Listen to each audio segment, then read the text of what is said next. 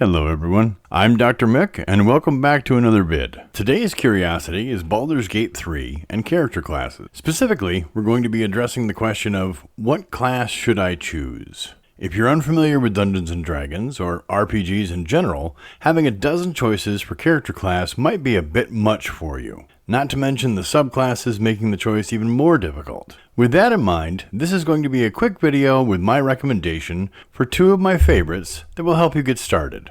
The first class, Paladin, has a primary stat of strength, which they use with a wide variety of weapons to deal most of their damage. Their secondary stat is Charisma. This is where their divine abilities and spells draw their potency. A warrior in the streets and a charmer on the sheet. Horrible joke, sorry. Speaking of the sheet though, feel free to leave their default stats as is, at least for now. Paladins can use medium and then heavy armors, along with shields to have great protection. They have a huge range of weapons available, including the heavier two-handed varieties that can deal some serious damage. Add in Divine Smite, and Paladins can hold their own in the damage department all over the battlefield.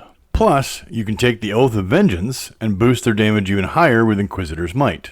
If you prefer to be a more support build and want to have even more protection, then take the Oath of Ancients, where your Healing Radiance and Lay on Hands can help keep you and your party members healthy. The protection style will also make it even harder for enemies to hit you and your party members if they are near. The second recommendation I have for you is the Bard. Bards are a jack of all trades with a high amount of versatility. In fact, one of their perks is actually called Jack of all trades, and it adds half of your proficiency bonus to things you aren't fully proficient in, making all those skill checks and conversation rolls that much easier. They can also lend some of that skill with their primary skill itself, Bardic Inspiration. This helps your party members succeed in a roll by adding an additional die, a d6 to start, all the way up to a d10 in higher Baldur's Gate game level. This can be used to boost an attack roll, or skill check, or even a saving throw, sometimes meaning the difference between failure and success. If you're familiar with bards and wizards lore,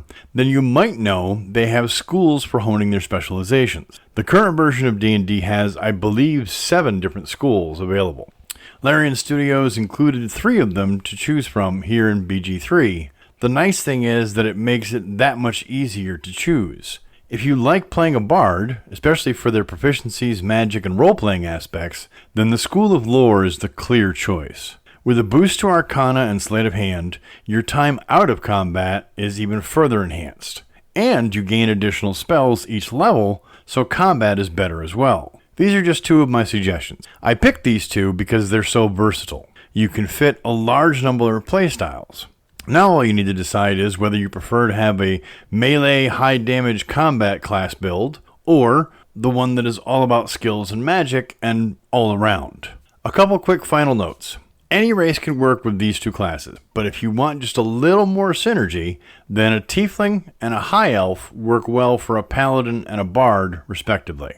Always remember that you aren't locked into anything. You can change your class and respec once you have Withers in your camp, and you get him fairly early on. Whenever you're willing to part with 100 gold, you can respec your main character, or for that matter, any of your party members. So feel free to experiment. In the very near future, I'll be doing some streaming of both gameplay and Q&A, so feel free to subscribe so you know when I post new videos and streams. Until next time, keep an eye on the horizon and stay curious.